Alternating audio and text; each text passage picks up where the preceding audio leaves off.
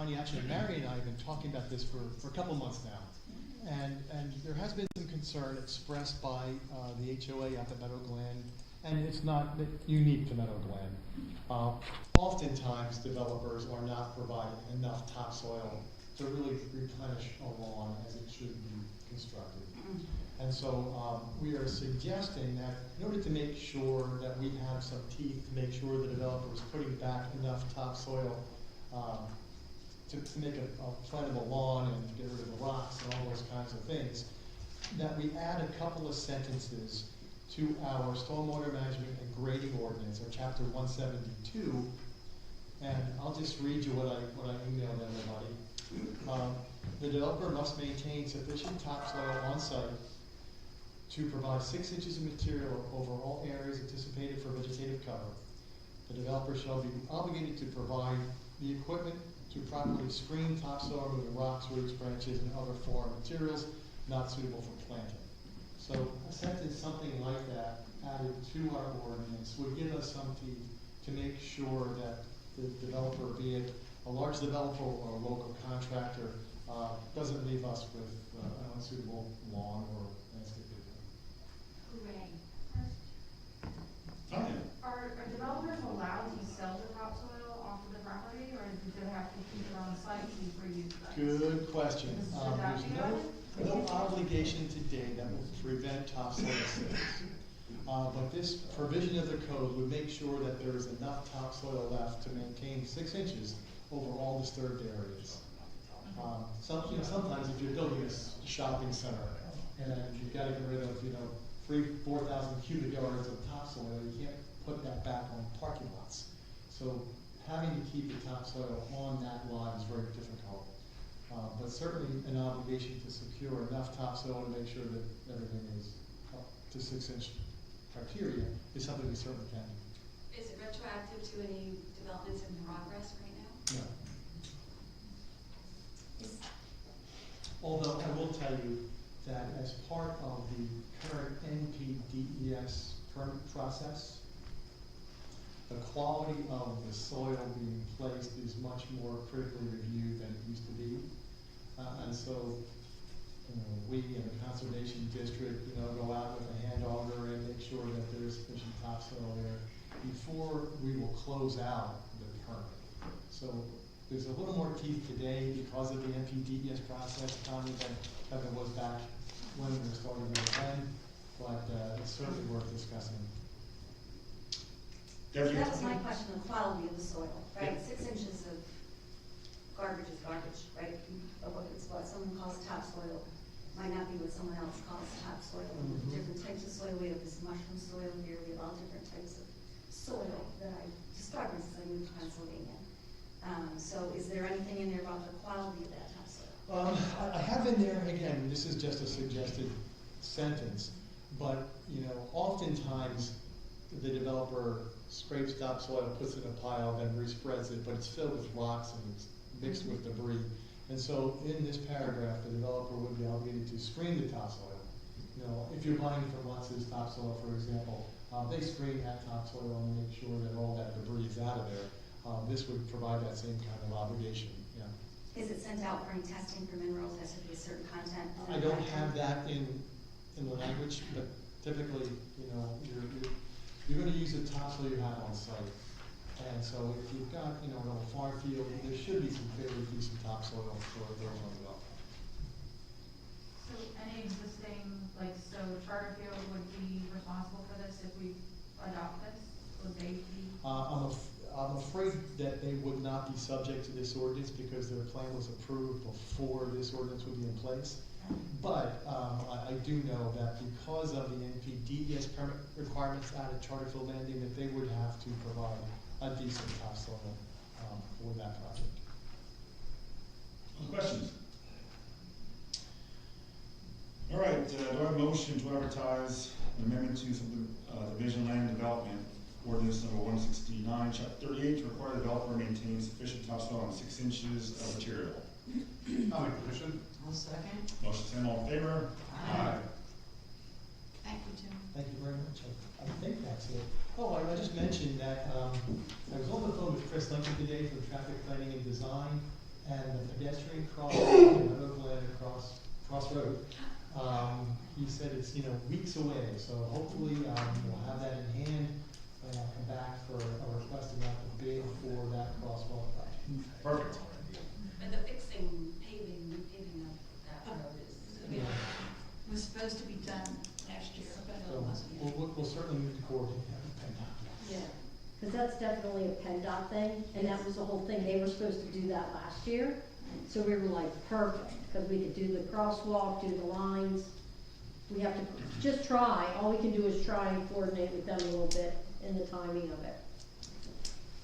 Very good. Thank you. Thank you. Mr. Pools, you're next.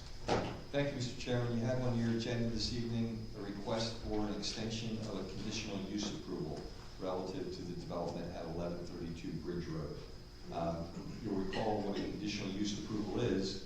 It's a zoning question that in some cases comes before this board prior to a land development application, which was the case here. The applicant appeared before this board and made their case for conditional use approval to develop townhomes prior to submission of a land development application.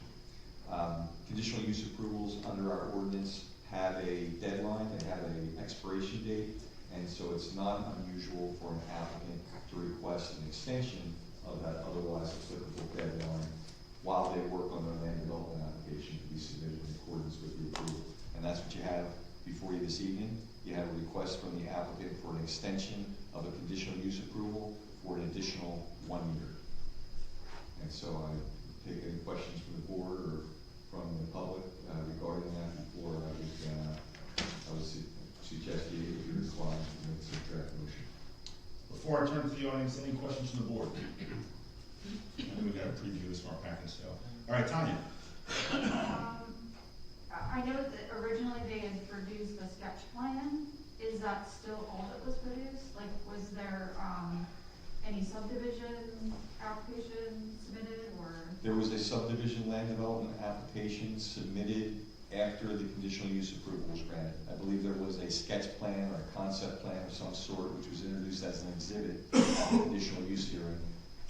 Following that conditional use hearing and following the approval, which if I recall correctly may have happened a month after, there was then a land development application submitted. Was there anything after that month after? Like any additional information provided in that, between that month and currently?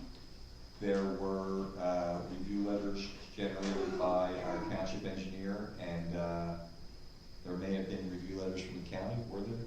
There were review letters generated by the county. They're all of public record.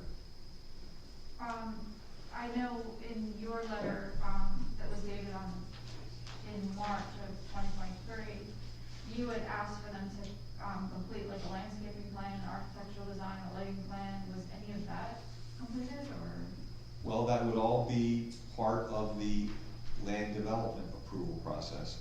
And if the board were favorably inclined toward the request for an extension of the conditional use approval, my recommendation to them would be that that extension be granted with a reaffirmation of all the conditions set forth in that March 9, 2023 letter you just referred to. Okay, but if there hasn't been a lot of movement on that, like on that, original, since March of 2023, I know that the EDO was eliminated as of March of 2023. The board voted to get rid of that EDO option. So in lieu of that, I don't see why we are extending that if we still don't have that EDO option. We granted them 2 years to complete that, or at least start to bring it towards the, board of commission, but I've never seen anything on the docket, so I'm not sure why we are extending it for another year. Mr. Pools, has there been any indication from the applicant on where they are with delivering something, and that justifies the request for the extension? Well, the applicant indicates that they are more than 50% through with the development of their land development plan. On average, how long is conditional use good for normally? On average, I don't know that there's been enough of them that have occurred over the last 3 or 4 years to establish an average. I would tell you that our ordinance 6 months, and the ordinance provides for, on its face, the possibility of extensions by this board in light of the fact that in most cases, a land development application can be completed within that period of time. How long does a typical land development application process take? I've seen it go in 9 months, and I've seen it go in 3 years. Given the amount of time that's been already granted, might it be more appropriate to grant a shorter extension to help the applicant move this along? Yeah, they say they're a majority of the way done if we did 6 months.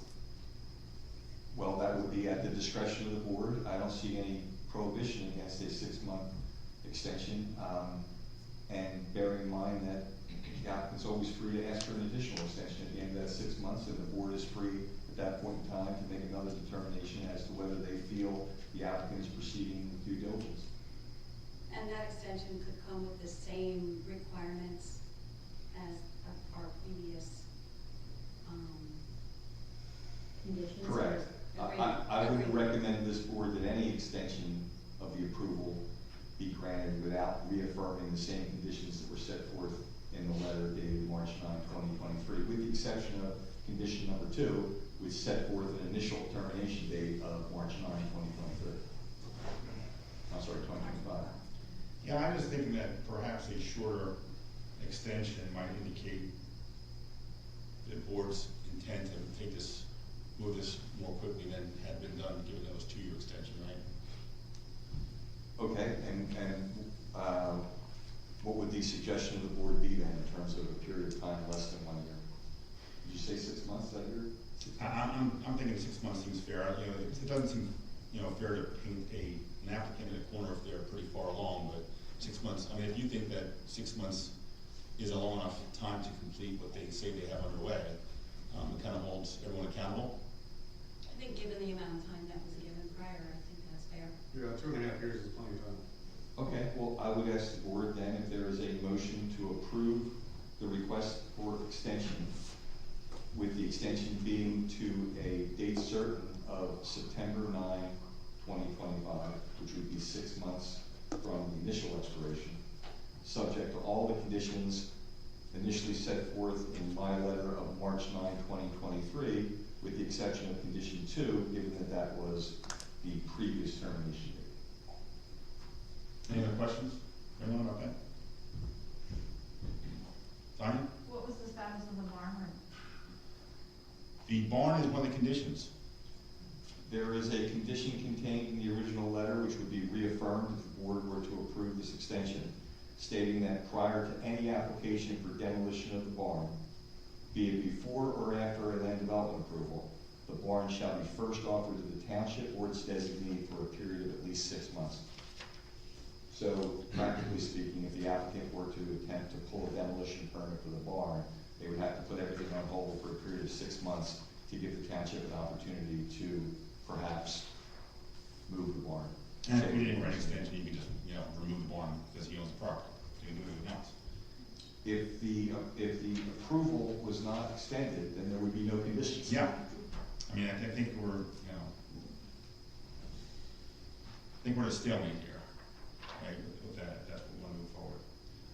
All right, well, anyone have any other questions, comments, or thoughts? Could you please confirm, did you say it's 50% completed, their process, or almost? There were 2 different interpretations. What I said was that the applicant indicates that they were over half completed the land development. But, again, I think the board's suggestion of 6 months is a very practical suggestion, because that allows us to send the message that we're not comfortable with a year, and it allows the board to reassess progress at the end of that 6-month period. I can't tell you when a land development application will be complete to the satisfaction of Mr. Woodrow. Mr. Woodrow generates a review letter. Some of his comments on the next plan revisions may be significant, or they may not be significant. The applicant may get it right next time, or they may be 3 or 4 more tries before they satisfy Mr. Woodrow. All right. But if the board rejects this and says that there's, if they want to shut it down now because it's the 2-year, they've reached the end of the 2 years, they would not be able to do the EDO option because it is not in the books anymore. If the board were to deny this conditional use application, you're correct, the EDU option is no longer available to the applicant. Other questions, comments, thoughts? All right, you were asking for a motion. Or say again? Yeah, go ahead. Now we have questions out of the way. Go ahead. I was asking for a motion to extend the conditional use approval to a date certain of September 9, 2025, subject to all the same conditions set forth in our original March 9, 2023 letter, with the exception of condition number 2, which related to the initial expiration date. I'll make the motion. I'll second. We have a motion and a second. Are there any questions? All those in favor? Aye. Motion carries unanimously. Thank you, Mr. Chairman. That's all I have as my solicitor's report, unless you have any questions. That's it. All right, Jamie, what do you have for us today? So tonight I'm going to be presenting on the draft goals and objectives of the comprehensive plan. This is going to be a high-level overview because following this meeting, we're going to confirm a date and time for a public workshop where we'll be asking for feedback on these. So it's basically just a first look at them and to show what the next step has been from the public engagement process. So you can go ahead. Just looking back on what we have done so far in terms of engagement, we held stakeholder group meetings on all the different topic areas of the comprehensive plan: parks and rec, community facilities, natural and cultural resources, housing, transportation, mobility, and economic development. We were also at community events, at the Community Day and at both of the Skip Back Days. Our community survey was open from October to December, and we received about a little over 600 results. So we've had really good feedback so far. So this workshop that we're working toward would be kind of the concluding step, although once the draft is completed and made public, there is also an opportunity to give feedback at that time. So Jamie, 600 is the total from the survey that was online, plus any in-person conversations that you had at events? So that's just specifically the survey results. Okay. In terms of the actual comments, they're not included in that. Yeah, but how many, do you kind of get, as how many people you talk to just randomly at events? That's a good question. Several hundred, maybe? Community Day, I mean, some of the days we were busy, but Maybe 100? maybe 100, Okay. yeah. But even 600 results from the Yes, survey that's from township 700. outside is pretty Oh, tough feedback, that's right? it. Yeah, in my experience, that's very good. Good, Okay. thank you. Alright, next slide. So tonight I'm gonna go over the draft goals and objectives, just kind of high level overview, and then the next steps following this. Go ahead. So natural and cultural resources first. So these are the goals. Within each goal, the objectives get down a little bit more specific. So the first is ensure development occurs in a way that is consistent with the character of Skipback Township. Prioritize the preservation of open space. Those two were really big things that we heard from people. And a lot of these do tie together with the other topics, so there's some overlap. Find potential solutions to flooding and stormwater issues. Find potential solutions to pollution issues. Mitigate climate change impacts and manage invasive species. So for the first goal, ensuring development occurs in a way that's consistent with the existing character of Skipback. These are some objectives that we've come to so far. Looking at adaptive reuse of properties as a potential strategy to make sure that buildings maintain that character that Skipback that everyone seems to love. Looking at the zoning and what changes could possibly be made to promote historic preservation, and then partnering with groups in the area that we could identify potential opportunities and improvements that could be made. Looking at open space, the number one thing would be to look holistically at the township and identify what is out there that could potentially be acquired to join the open space network. Another option would be to do a greenway study to look at what properties have natural resources that are important and significant, where a portion of that property could potentially be preserved, and looking at prioritizing connectivity within that network, because there are a lot of benefits to contiguous network of open space. Go ahead. Jamie, is this where the trails comes in, right, in this objective, or is it also mentioned in other places? Trails, I think, are more within the transportation and mobility, but there is, and also parks and recreation, that's Yeah. something that does kind of cross boundaries. Okay, thanks. Looking at flooding and stormwater, also looking holistically at the township and the areas that really have the highest flood risk, and identifying the most effective mitigation strategies. Since stormwater and flooding isn't really an isolated issue, actually coordinating and communicating with surrounding municipalities to see how those efforts could be most efficient, and then evaluating the township's stormwater provisions and seeing if any changes could be made. In terms of pollution, this riparian buffers also lean into the goal we just talked about, but establishing a program and educational materials that could be distributed to both residential and commercial property owners. Riparian buffers being planted and protected really has a major impact on water quality, so it's very important. I previously worked on a greenway study that had a stewardship component to it, so that is where this the educational materials were involved. So connecting with residential property owners along streams and educating them on how they can better preserve that riparian buffer.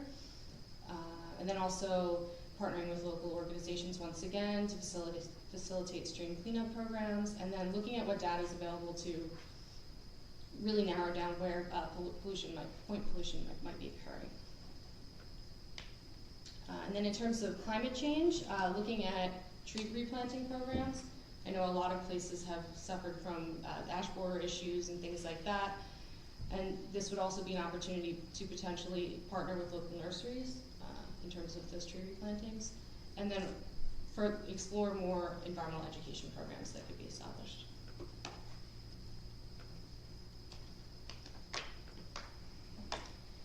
Parks and recreation, identifying any missing recreational needs in the system, taking actions to try to meet those needs, improving amenities that are available in parks, and improving the maintenance of existing parks. So a lot of these tie together, the goals for parks and recreation. It's basically looking at the system overall, potentially doing a parks plan to look at where can we add passive open space. That seemed to be one of the bigger things that I heard in terms of parks and recreation, is people want to see just natural areas that they could enjoy. And then also, we did hear a lot of more specific recreational things people want to see through the survey and the outreach, but that would be identified under this section, what active recreation do people want to see, pocket parks in neighborhoods, and where that might be feasible. Improving amenities available in parks, so looking at the park system, doing a holistic view once again, what amenities are available, what are we hearing from the community that they would like to see more of, bathroom facilities, water fountains, benches, shade areas, things like that. So that can be done through a parks plan or even another community survey that is specifically looking at parks. Okay. And then maintenance, looking at the existing parks. So this also, they all kind of tie together with the parks plan to really evaluate the system, how we can make improvements, staffing, things like that. And then also looking at forming neighborhood parks groups that could help to establish community investment in neighborhood parks. Economic development. So this is one where pedestrian walkability definitely crosses over from this one into the mobility category, but improving walkability and biking safety throughout the township with a focus on the village downtown, getting people actually feeling comfortable and looking forward to walking in the downtown helps to improve, the likelihood that they're going to visit more stores. Improving parking, and then encouraging and attracting more desired businesses and improving business retention, which is something that we heard. So in terms of walkability, looking at the sidewalk network, identifying where there could be connections or improvements in terms of maintenance. That could involve an actual pedestrian plan. There are some challenges in terms of the area available for sidewalk in the downtown. but we could look at more, innovative, creative solutions in terms of a winding path that doesn't necessarily go right along the road. And then also looking at studies that are, and plans that are out there, such as Bike Montco for bike lanes, and then a parking study to identify what the actual needs are in the downtown. In terms of looking at the types of businesses, you can't necessarily control that outside of the zoning, but maybe doing an economic analysis that would look at where gaps exist in the types of businesses that service the township currently. Look at the ease of the process of business owners coming and opening a business in Skippack and see if any improvements can be made. Streetscape improvements, which is another crossover objective with things like mobility and safety. That could also help to make opening businesses and visiting downtown more attractive, and then also some things like outdoor spaces for gathering, which is something that we heard in the outreach process. All right, moving on to transportation. Improve conditions for pedestrians, address congestion issues and speeding issues.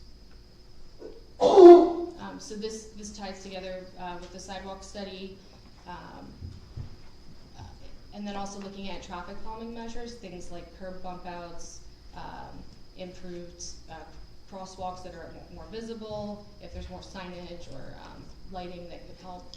And then looking at streetscape improvements, things like trees actually have a traffic calming effect as well. Areas like a corner gathering space or things like that can, when drivers are driving past them, can actually slow their speed. And also make walking feel more comfortable. In terms of congestion, we would need to do a more specific study to look at traffic counts at key intersections and also exploring what data is currently available on that. And in terms of speeding, identifying areas of where those issues are more significant and what measures would be most appropriate in that location. And then also coordinating with the relevant transportation agencies and transportation projects that are currently underway or potentially on the horizon. Moving on to housing. Maintaining the quality and character of the existing housing stock and ensuring housing accommodates the needs of the community are the two goals. For the first goal, looking at design standards, we heard it very passionately expressed that people really like the character of Skippack as it is. So looking at how can we promote rehabilitating the existing housing stock, and then evaluating the code to make sure that the types of housing is meeting the needs of the community. And then moving on to that point, aging in place was something that we heard a lot about, so exploring what can be done. I know there are a lot of 55 and older communities in the area, but what are some other potential solutions, such as ADUs and things like that? When you're talking about new housing, I know that some of that was about using existing stock, but when you're talking about new housing, there's an opportunity for overlap in terms of using more sustainable materials in the future and building a little bit differently to take into consideration the environment, climate change, some of the other things that you are looking at, that we are looking at. Yes, definitely. In terms of actually looking at like some sort of design manual, this could tie together with sustainability and also the cultural resources section where you're trying to maintain a certain character. You could actually outline the types of materials that would be most consistent with that. And there's also avenues to explore in terms of the code and preserving open space on sites and cluster developments and things like that. So that's definitely something that could be incorporated with that. Does that answer? Yes, Okay. good, thank you. All right, you can go ahead. And then for community facilities, mostly looking at fire, EMS, and the library. The biggest thing we heard is making sure that there is sufficient funding in the future and making sure that they're able to maintain their personnel. So assisting and supporting them in creating a long-range plan. I know I heard mentioned in the stakeholder meetings about moving toward paid services in the future, so however the township can assist with that, and then also how to improve volunteer attraction and retention. And then how can the township partner to help secure grants for things like infrastructure improvements, which I know the library recently secured one for that much needed improvement in the building. So those are the draft goals and objectives. So basically, we're going to take all of those and we're going to confirm a time for the public workshop. I'll go into that a little bit more on the next slide, but that's where we're going to be wanting input on these. We want to hear, do these seem consistent with how you feel, what's important in Skip Back in the future, if things are missing, if you really don't like any of them. Sorry. It's okay. So from that meeting, we'll take that input, we'll develop more specific recommendations, a plan for implementation, what's the easiest to achieve, the affordability of different options, grants that are available, timelines, things like that. Hopefully the draft will be finalized in the spring sometime, may be made available for public comment on the township website, and then it has to go through certain review processes from the county, and it will be presented to the board. And then you can move on. So does that mean completion midsummer, you think? Yeah, I think our original scope, the workshop we kind of just added in, so that might push it into the early summer. But I guess it just depends, we'll have to talk about scheduling this workshop and how soon we can, what works for the township, make sure we get word out ahead of it. So yeah, I would say late spring, early summer. What does the workshop look for you historically? Is it an evening, a Saturday afternoon, an hour, a 3 hour? What's the no? I would say evening is probably best, just in terms of people's availability. You can go to the next slide. So I would say probably about a 2-hour meeting, somewhere anywhere from like 5 to 7 or 6 to 8 kind of time frame. And it would, sometimes I've opened them with a presentation on the goals and objectives. So that's kind of what I envision, and then there'll be a station for each topic area, where there'll be the goals and objectives, and basically people can give feedback on if they, are in support or don't agree with that and why. If they feel something is missing, they can give feedback on that, and then also any other comment on the different topic areas. Is this facility, you think, large enough for that event? I would think so, because we could have, well, yeah, I think so. It can use the hallway a little bit too. If people are going to move it around from station to station. Yeah. Okay. Yeah. Wasn't sure if we had to go, ask for each or something. All right. I would think that this is sufficient, but Okay. we have had really good engagement, so, but it's been mostly at already planned events, so I might wanna just roll that over in my brain a little bit. Okay, sure. Do we have snacks because more people come? Yeah, We do that. refreshments Yeah, are always, passport for are always each, good, yeah. and it stays the same. All right, well, just keep that in mind. We get other options. Yeah, definitely. So the input from that will help us drill down even further. And yeah, looking forward to getting more feedback on some of these, so I think that summarizes everything. So do we try to start picking a date now, start picking a month, a week, or something, or? Yeah, it's really, I don't know what works best for the township. I started jotting down your evenings that are occupied already with meetings. But if people have an idea right now, we could do that right now. Or I would think like in the next 4 to 6 weeks would be a good, just to get word out. Enough time to get word out. Should we try Wednesday seems like everyone's programmed to kind of do it Wednesday nights, maybe the first Wednesday of March? No. April? It's 2 weeks from now. April? Or then maybe the third week of Yeah. March after the meeting. Well, Third week of March. What do is you that guys think? enough time? 3 weeks to get word out and get a good crowd here? Because you want people to participate.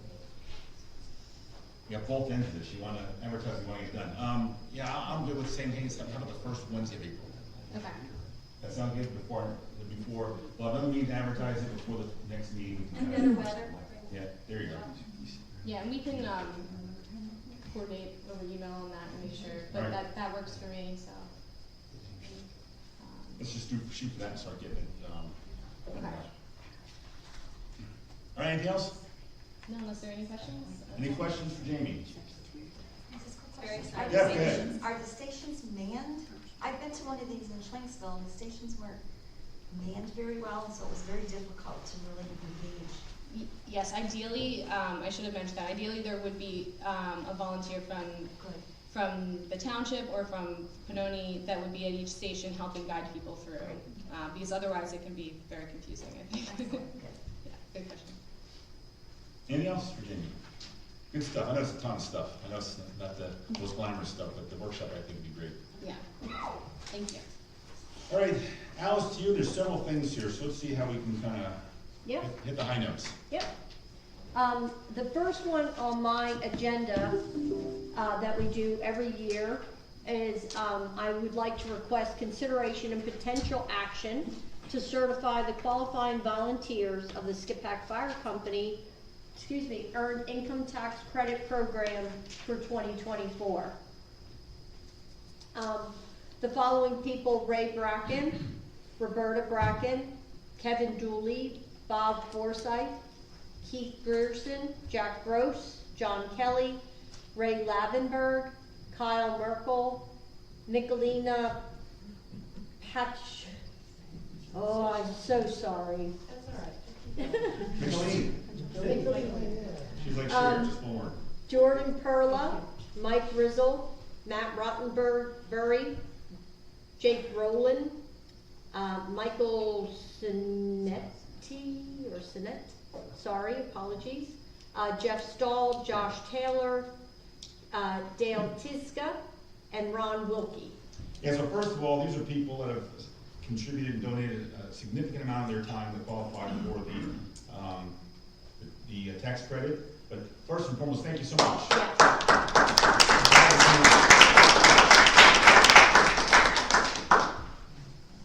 All right, do we have a motion to certify these qualifying volunteers to Skip-Pack Fire Company for the Earned Income Tax Credit for 2024? You should make, go ahead. I make that motion. Motion, is there a second? Motion and second, all in favor? Aye. Thank you very much. Next one. Okay. This is a consideration and potential action on, again, another special event that we do yearly, or we don't do, but they sponsor it in our township. It is the Run Baby Run fundraising race walk for Spreading Hope and Smiles Foundation, which will take place on Sunday, August 10th. The race begins at 6 a.m. And the reason why we're asking for the special event is because they are going to be running and utilizing our public roads and some of our trails during the race. August, boy, they're proactive with the approval. And they've shown proof of insurance and identification of the Yes, township. yes, they have to have all of that. Any questions about that? It's your event, Kristen. I'll have a motion to approve the special event for Run Baby Run. I make that motion. I'll second. Motion and second, all in favor? Aye. Next one. Our next one is, I'm asking consideration potential action upon resolution 2025-18, in which we are updating our 2025 fee schedule. And at this point in time, it's not the entire fee schedule. We've really only focused on changes to our parks and rec fees, sewer fees, and administrative fees. And I'm looking here on the document you sent out, the stuff highlighted in yellow. So sewer certification is $20, sewer rental charge is $100 a quarter, tapping fees to the township are $2,400, to the actual sewer authority is $2,900 if you have to tap in. And then the park fees vary depending on the size of the pavilion. 4 hour time frames, $50, bocce, basketball, baseball fields for 3 hour spots, $35. All seem pretty cheap. It was a slight bump from pretty inexpensive things before, but these are more consistent with our neighboring township facilities, correct? We're still actually low on even our neighboring, but we were so significantly low, like $10 for a pavilion rental. And the reason why we started to visit this, it cost us more to even have our public works go out and get the trash, and, you know, so it was just time that we needed to come up to, par with that. Any questions about this? And the other change is you combined the non-resident business organization. Correct. Into one, versus Right. having two different things there. Correct, thank you. Yeah, and those fees typically look be twice as high for non-residents and businesses versus residents. Correct. Any questions for anyone? Do I have a motion to approve resolution 2025-18 with these updated 2025 fee schedule changes? I'll make the motion. Go ahead, Barb. Motion and second, all in favor? Aye. Our next one, last one, I think, right? Our last one is one that we have spoken about previously, and I just wanted to revisit it. Yeah, that's okay. This was a request from our Farm, Home, and Youth Foundation of Montgomery County. Again, I'd like to emphasize, in the past, we have given, last year we did $3,000, but it was in 2 checks. One went directly to their concert series, and the other was to support the organization. They have worked with us graciously over the past year with our first community day that took place, as well as saving us last year during our Easter egg hunt in torrential rain. We were able to make that work more comfortably for the children and the families because of their bigger pavilions that they have there. They're an awesome organization to work with, and we're in conversation now to even do a few more events with them. So I would like, you know, to ask the board to consider coming up with a nice donation dollar that we can continue to support them as they have supported us. Yeah, and to be clear, people, not only are we supporting them, it isn't just like giving money to charity, they actually are an extension of what we provide to the community. We have our community day events there, we use their property, so that does save us money, it does save us space, it does save us, you know, a lot of events that they schedule on behalf of us, and they go run the movies and things. So it's really just an extension of the services we provide to the community. Absolutely. With that said, is there a dollar amount that they've been requesting, or that you're recommending here, that we budgeted? We are, our budget's good because ours is like as a whole, contribution, you know, thing, one number, and then we kind of divvy things out. They have different sponsor levels. They go from 2,000, 4,000, 6,000, and 8,000. Any questions, recommendations, suggestions from the board on? What do we typically do? What do you say, 3,000 Last year we did 3,000, and, you know, Yes. again, we're doing more events and things with them, so. Can we afford 6? I'm sorry? Can we afford the 6? We certainly can. We do a community day there this year again as well? We'd like to. The Yeah, first one went very well.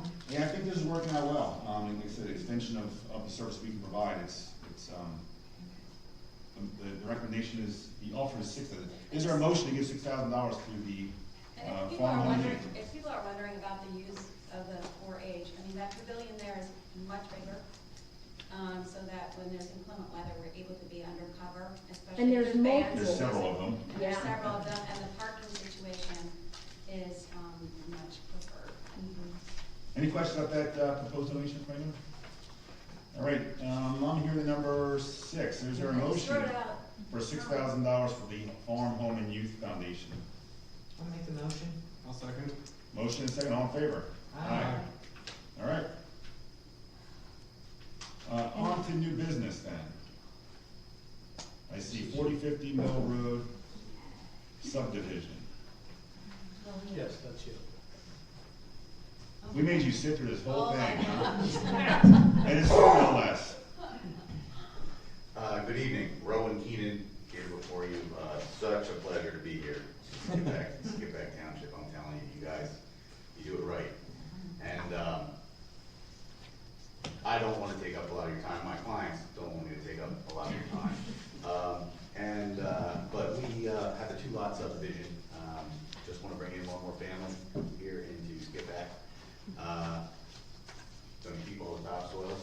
And we are not really in a village setting. not really, there's a development that went in across the street, but, there's no sidewalks, there's no curbs running all the way up to us. There's a little bit of a trail sidewalk across the street that stops. And we talked to we went in front of the planning commission, and they have a recommendation for approval with a fee in lieu given for improvements for, and forgive me if I'm misstating, it was done, not that it was done quickly, but it was from the end of the trail, I believe, well, our understanding was it was from the end of the trail to the corner, including corner improvements. Look at you, Allison. For the crossing of the road. But I'll, let others give input. So yes, from where the trail sidewalk ends, and again, it doesn't really connect to anything at the other end. The roads are, it's not a full connection network yet, anywhere in the vicinity right at this property. But again, there is the development that can be connected to. If and when that corner's done, I'm not sure the improvements are done at the corner, coming from their direction. But we were happy with the suggestion of the planning commission to have a fee in lieu of that, because again, not sure when that would be installed, or I mean, if the township, saw fit to do that installation. Which lot are we talking about here? But we are developing the corner, right, the main corner that you see right there with the large flat field. Gotcha. And so yes, it's no relief is necessary except for waivers. We're requesting waivers from the subdivision land development ordinance. And again, we are looking for approval. It's a 2-lot subdivision, so as small and basic and simple as you can get, really. And the lot lends itself to this without any relief, without any zoning relief, and with plenty of property to build this house without causing any burden on any of the local resources. We are asking for preliminary final approval with the based on the recommendation of the planning commission with their fee in lieu, in conjunction with the waiver for street improvements, notably curbing, sidewalk, and however you want to describe the corner accessibility improvements that are going to be assessed as public improvements by the engineer. I'm here, just so you know, I'm here with Tom and Sue, the owners of the property, and with their engineer, just in case anybody has any questions, and you know who's here. What's the current size of the lot? What would the size of the 2 new lots be? Is it quite 6 acres? The entire thing, the lot that we're requesting a subdivision on will be 4 acres. How big is your lot right now? 7.69, something like that, or 6.79. Well, then it's 3 or 4 acre Right. lots. Gotcha. They actually live in a house that's on lot On number the 1. lot. Yeah, so you can see that house, You're downsizing. and that's, They're gonna build a Yes. house on lot number 2. Yes.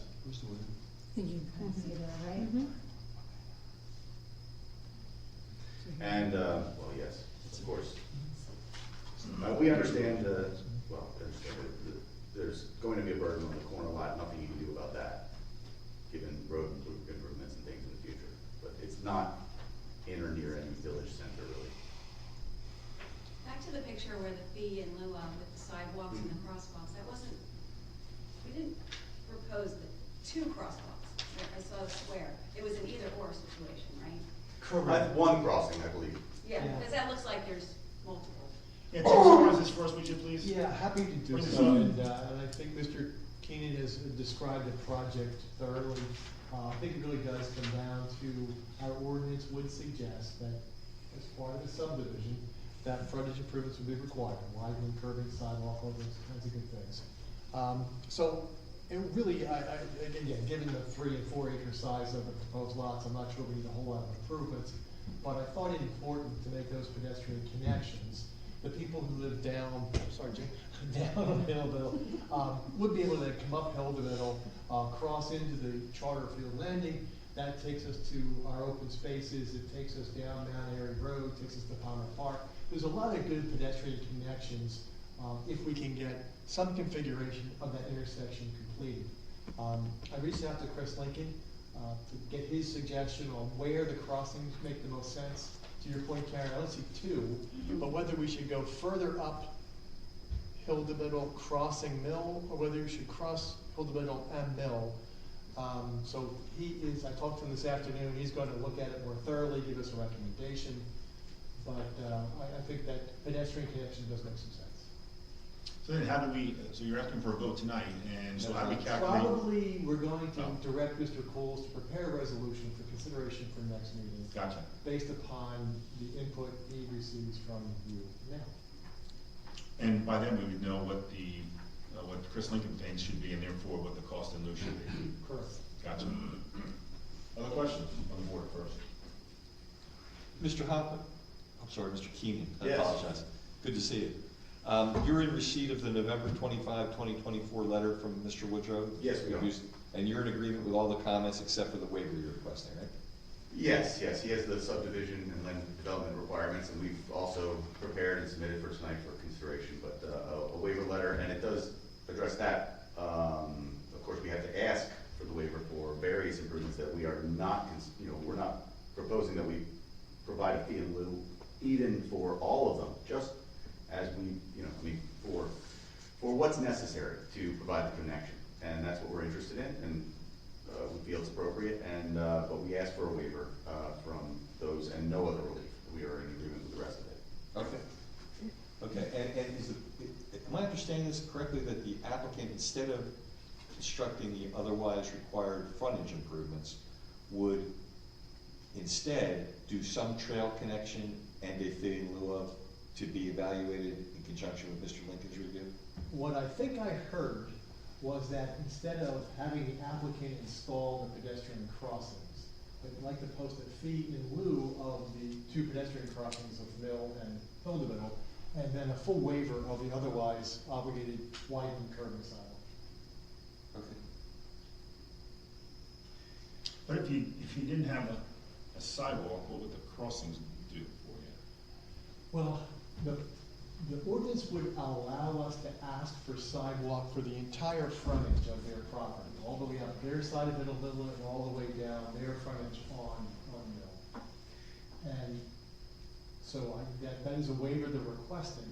I thought that in lieu of making those improvements to an unimproved side of Mill, unimproved side of Hill to Middle, that perhaps extending the existing sidewalk on Hill to Middle to make a connection to the Toll Brothers Gotcha. sidewalks would make sense. Gotcha. And Already but we sidewalked can't, it. yeah, but we can't install those improvements, is that right? I mean, Could. I think we got, there's a one understand. property there on the west side, Hill to Middle, the back of the horse arena, that we would need to work with. There's gonna be some shrubbery that would come down, to facilitate that improvement. But I believe it is in the public right of way, that does exist.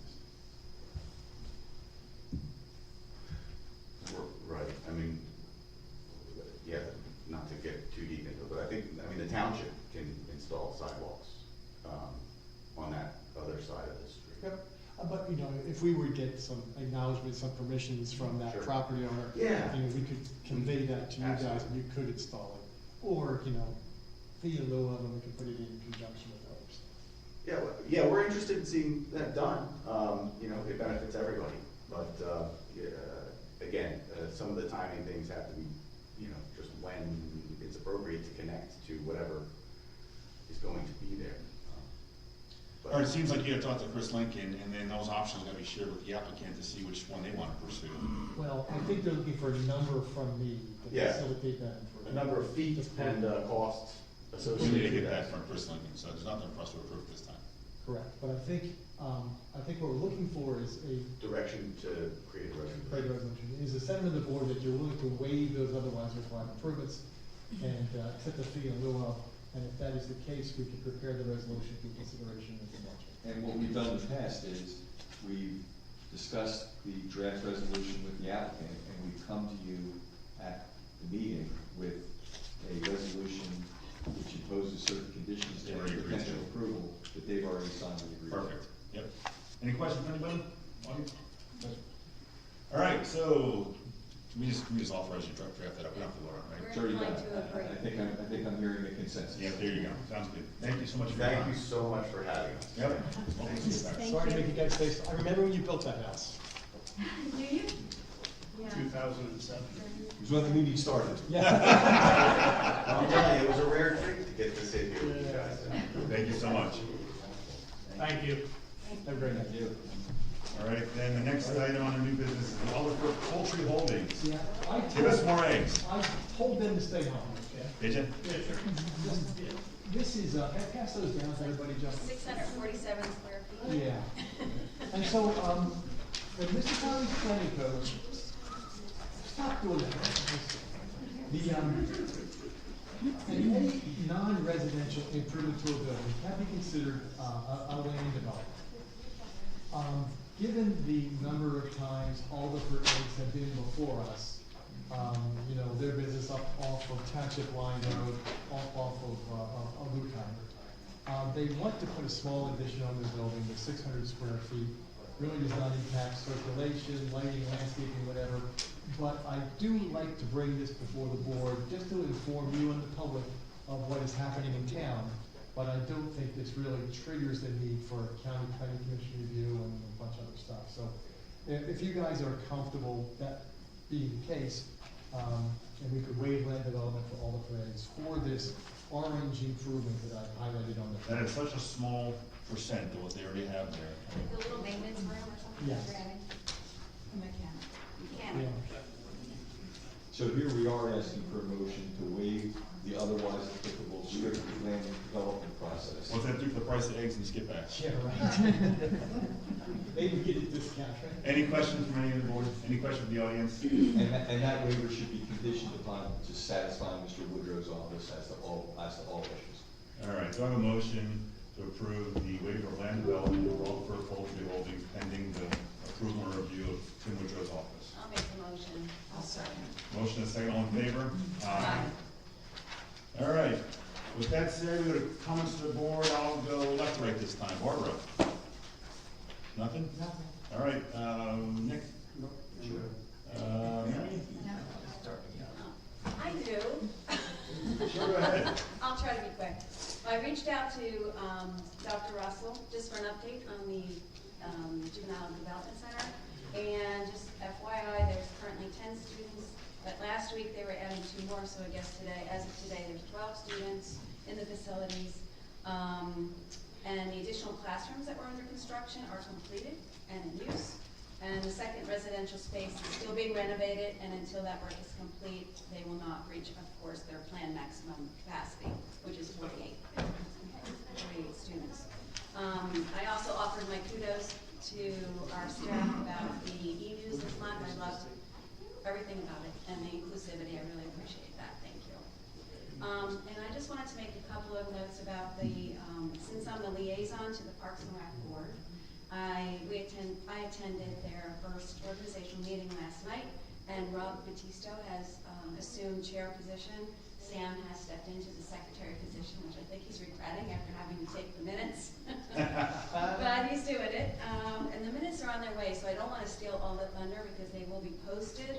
But one thing that they did bring up, Alice, I wonder if they could have their own email address for input from the public, like parksandrec@skipbacktownship.org. Sure.